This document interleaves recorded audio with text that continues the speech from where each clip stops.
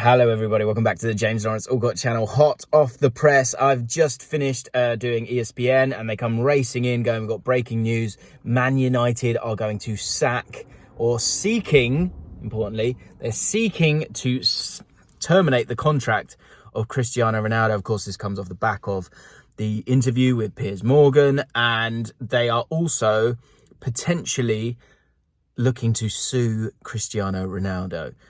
And I just want to hear from you guys, if I'm honest. I'll give you my take on it. And we're chatting to Alexis Nunez, who's out in Qatar, and she was talking about how the press are kind of looking at it all. She's been at some of the press conferences with Portugal, and how there's been such obviously a fallout to this because, well, first of all, Talk TV have ran this, teased it to death. Of course you would. Why wouldn't you? They've sort of milked it for all it's worth. Again, why wouldn't you? And I've spoken a couple of times on the channel this week, a podcast with Flav, talking about, the ramifications of it. And there's a couple of angles that I just really didn't look at. And I find it interesting. And I think all of these things are about angles. And I want to know what you guys think about it. Because now, having heard everything that's gone out, Man United are looking to make their moves. And so two things. First of all, is everyone getting what they want here?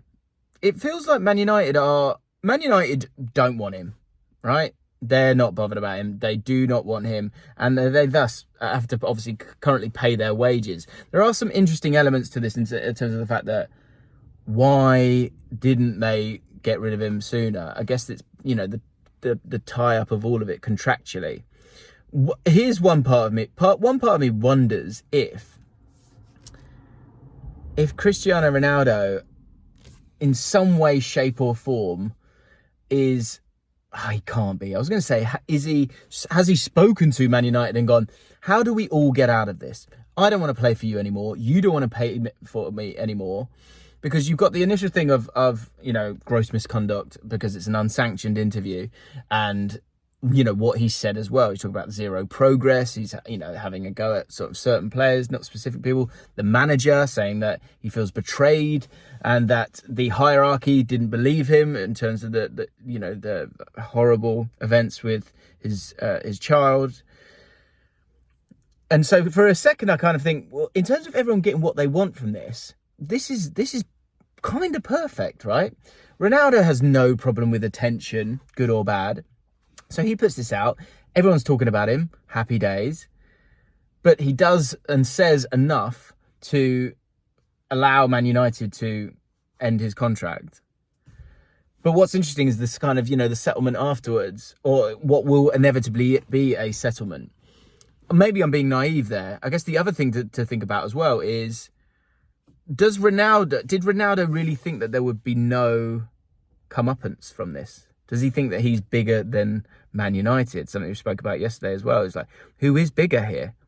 In the terms of the metrics of which we use, I was talking to a friend yesterday about it, and he said Ronaldo's bigger. Ronaldo's bigger than Man United. Now, that's not my opinion. He also said, which I think is an important point, he said, today Ronaldo is bigger. But in 4 years' time, 3 years' time, he's not. Because he's mortal. He is... And I don't mean Geordie for drunk. I mean, he is a human being who will get older, get less effective, and be of less use. And that is the brutal thing when it comes to footballers a lot of the times. It gets to a point where it's like, well, okay, your behaviour is a little bit odd, but you're clutch and you score goals and you're the best player of all time, according to some. And so we'll let it go. We'll let it go. We'll let it go. But you then have a person who's used to people letting it go, and that is what quite possibly has happened here as well. Cristiano Ronaldo's gone, hang on a minute, I'm Cristiano Ronaldo, and some people then go, well, look, if anyone's going to have a bit of a god complex, then it's got to be Ronaldo, right?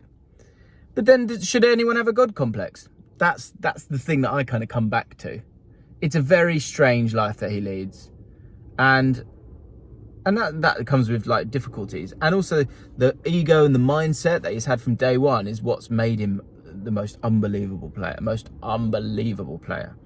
Here's the angle that I didn't think about.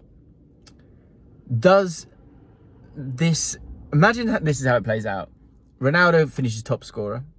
Portugal win the final, and Portugal play Argentina and beat Argentina in the final and beat Lionel Messi in the final. And so then fast forward to that moment, because Man United essentially saying that, you know, he's not welcome at Carrington, and that he will not be, you know, they don't want him back there, right? What happens then if he's like top scorer, he's been outrageous, and wins the World Cup? I'm intrigued to know how the narrative and the feeling amongst Man United fans changes if that occurs.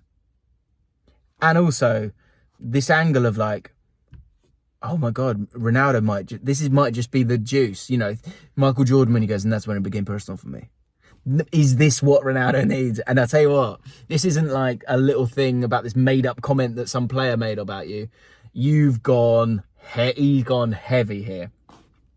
And I just find it fascinating in terms of the human mind of like, is he loving every second of this? Is it getting him going?